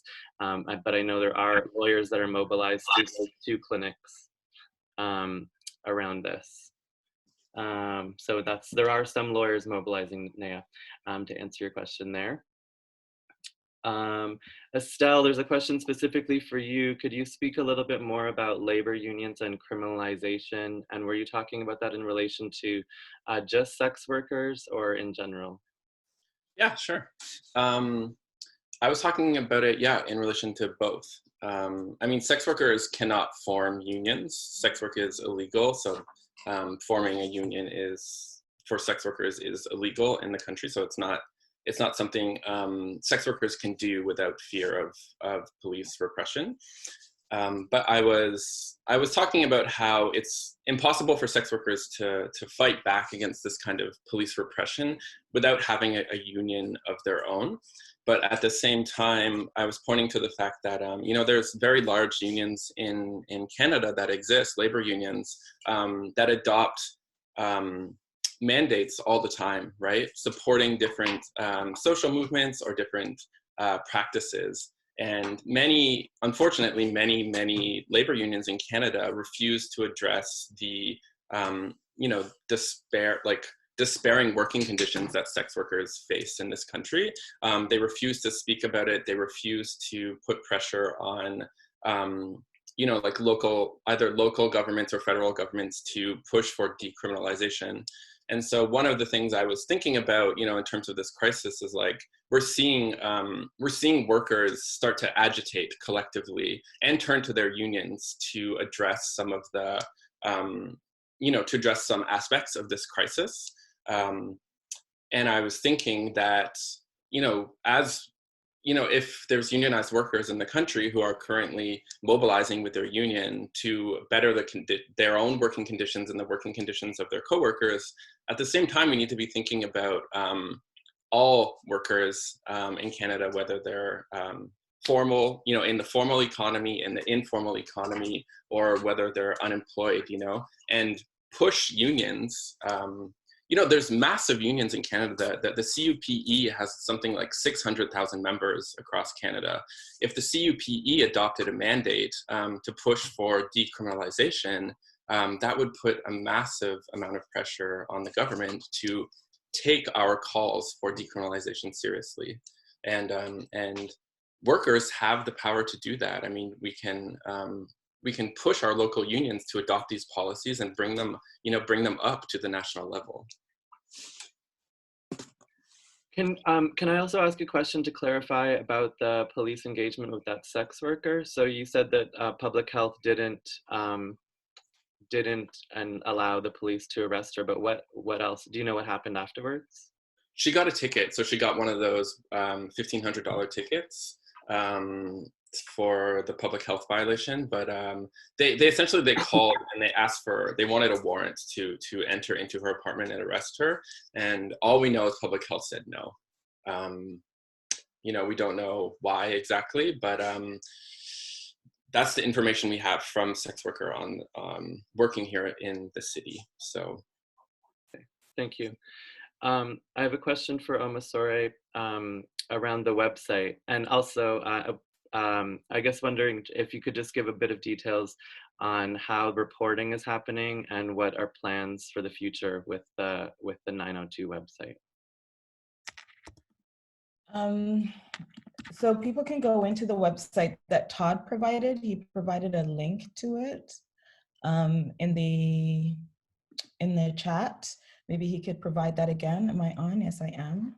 And so when you go into the website, it'll ask you to, no, you provided, sorry, thank you, Alex. You provided the link. When you go into the website, there's just like a Google form that you'll be asked to fill in with the details. And then it's also being mapped as well. And so the other piece, oh, hi Asif, how are you? The other, I'm seeing all these Halifax folks. I'm not sure if we met yet because I still feel so new here. The other piece is that Kate, I shared her email before. So if you look through the chat, her email is there. She's also doing one-on-one supports over the phone. And so that kind of labor is the kinds of things we would do if we were actually out in mass on the street, right? But the thing that I would suggest, and people can do what works best for them, obviously, is that even when we go out for walks, because that's all we seem to be allowed to do now, whenever there are police stopped, we stop. We continue to bear witness to what's going on. We continue to raise our voice if needed. We continue to document. We continue to risk being, engaged with by the police. So I think if that's something you can do when you're out on your walks or on your bike ride or rolling through the streets, if that's something you could do, I think that's important. And then with other folks that we come across, we're like, here's a link and continue to document that. I'm a little disappointed, kind of not really, that of the journalists who were being called upon during the daily briefings, that there aren't more conversations around what's happening with the police. I was particularly struck that even though there was lots of news about police officers themselves, violating public health orders, that it didn't seem to be newsworthy enough for their interrogation. And I agree with Gary and Harsha in terms of we continue to need to hold the line, if you will, in terms of making sure that police are being held accountable. So that's, I think if there are more specific questions about COVID cops, to email Kate directly, and I provided her email there. Thank you so much. So this is a question for everybody, for all of the speakers. Someone was asking that they wanted to know people's thoughts and suggestions on alternatives to policing. So what can people do instead of calling snitch lines? How can people support each other without relying on police and bylaw officers? So if I could just add to that piece, one of the first things that the Chief Medical Officer Rob Strang said when the state of emergency was announced in Nova Scotia, and it was announced before we had any confirmed positive COVID-19 people diagnosed with COVID-19. One of the things that Strang said was, don't call, because he received that question from a reporter. He's like, don't call police, check on your neighbor, see how you can be helpful, that kind of thing. That lasted maybe about 3 days before he was like, no, police will come and intervene. I think if we can return to what we already do as a community, which is provide as much support to one another as possible and disrupt, talk to your people. If your people are like, I'm calling the police, because the numbers have gone up. In Nova Scotia, that was reported this week in terms of people calling to police. People are tweeting about it. Call police. I saw people gathering, they came, and I felt really proud of that. Like, these kind of ridiculous things. If there's ways that we can disrupt that behavior and offer something else, I think these are some of the things that we should continue to do. Thank you. Do any of the other speakers want to address that question? What are alternatives to policing? I can deal with it. I don't know if Harsha and other people are still online, so I don't want to monopolize response, but it seems to me that we need to work on ways that sustain from the grassroots up with popular education and social support the ability of people to engage in physical distancing and, when necessary, physical isolation. That means we have to actually establish the material social basis for everyone to engage in those practices, which actually means a whole bunch of stuff around homeless people in housing, around prisons, around people in detention, around a whole series of things. In my sense is that the only sustainable practices is not people following so-called public health rules because they know they're going to get arrested, but instead a commitment to society, collectivity, the communities that people are a part of. That means that that is the only way that you can now behave and practice, and other people are supporting that. So we need popular education and support. I think those are the best alternatives to relying on policing and criminalization. I'll just leave it there for now. Okay, going along with that question, there's a question about public health and undoing the logic of public health. So like we have abolition theory around thinking through how to abolish prisons and abolish a carceral logic that like underpins lots of aspects of society. But do we have ways of thinking about that in relation to public health? And do we have to develop kind of abolition approaches to coercive and surveilling forms of public health? And how can we start advancing those kind of ways of thinking? I can respond a little bit. I don't want to monopolize conversation. It seems to me that public health is a different type of state practice than prisons and policing, although as we've already noted, it's entirely interrelated with those practices, especially policing and criminalization. But it seems to me we actually need to think about how can we engage in safe practices organizing and safe practices education that is actually beyond and against some of the limitations of public health, right? So how can we talk about this that actually builds and facilitates our movements and organizing in the new context that we find ourselves in, where we're actually having to do a lot more communication and discussion and decision making through the internet, through social media, and so on. So it seems to me that we do need to eliminate the coercive elements within public health. So we actually need to begin, and I can't do this right now, but we need to identify those practices within public health that are most dangerous and most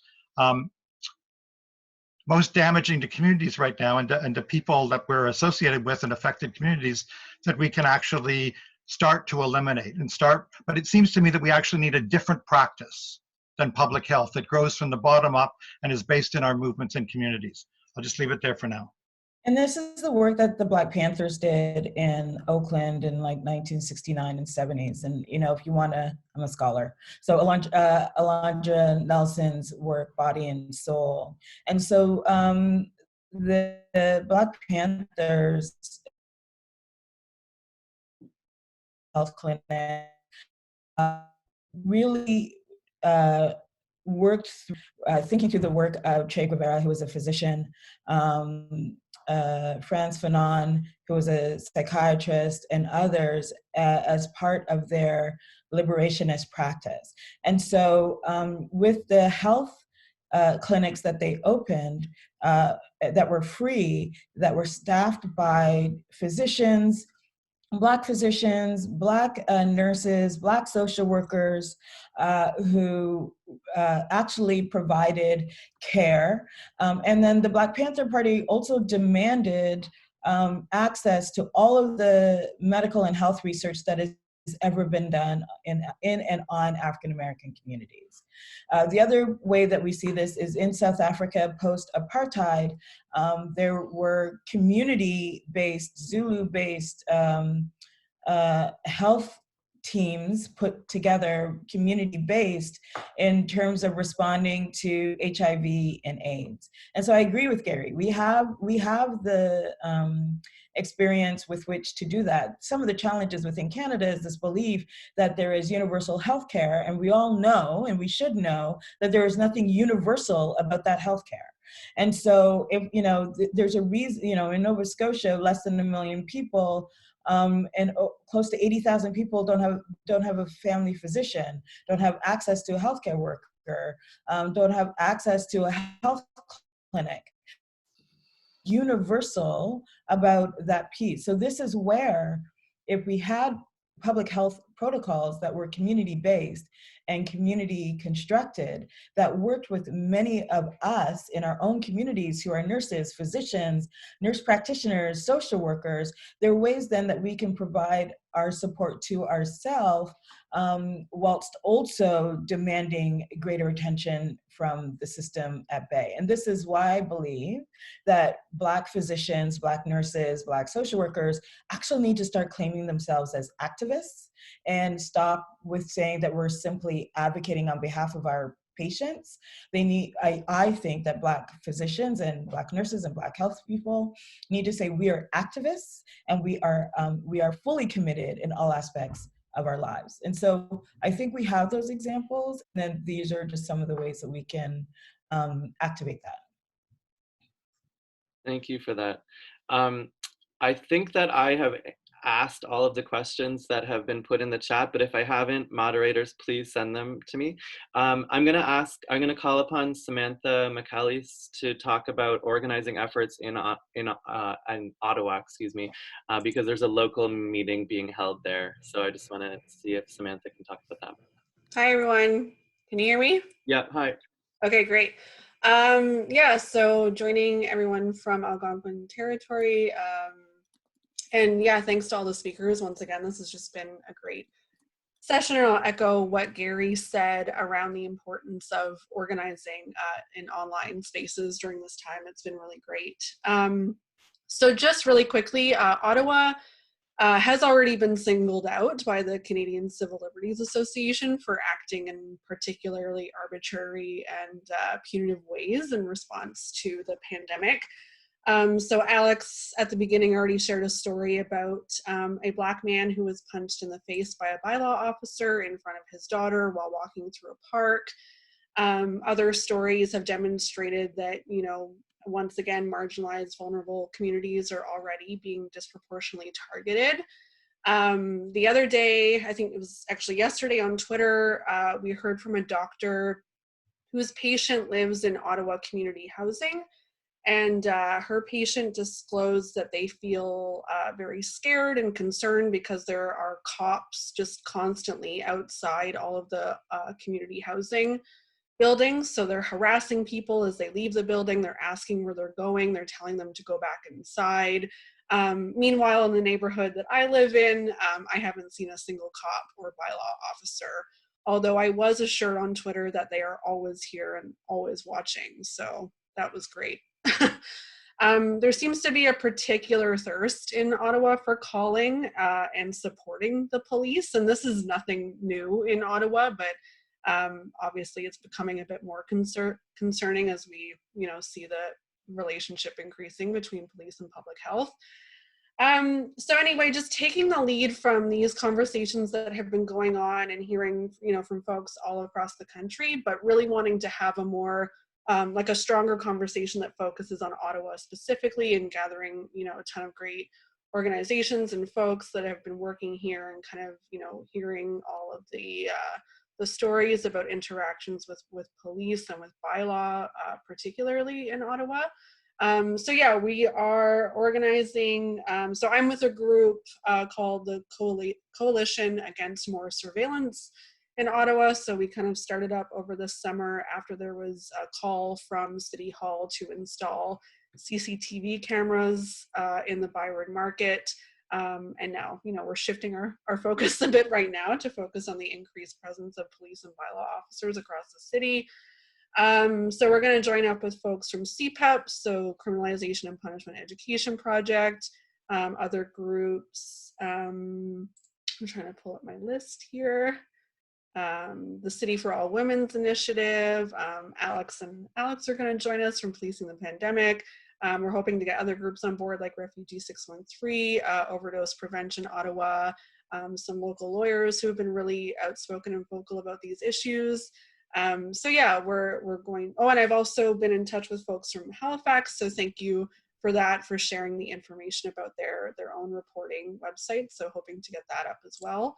And yeah, we'll have our own little webinar session on April 27th, the evening of April 27th. So I will share my Twitter handle in the conversation box, and that if you want to keep followed up on what's going on in Ottawa, that'll kind of be the easiest way to keep on top of that. So thanks, everyone.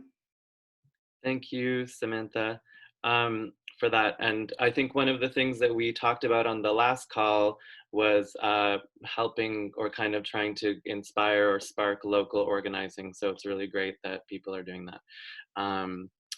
So I think that was it for our questions. I want to thank Harsha, Omasore, Gary, Estelle, Lynn, Samantha, and Elaine, and also Aziz and Jane and Kat and Colin, who helped organize this meeting.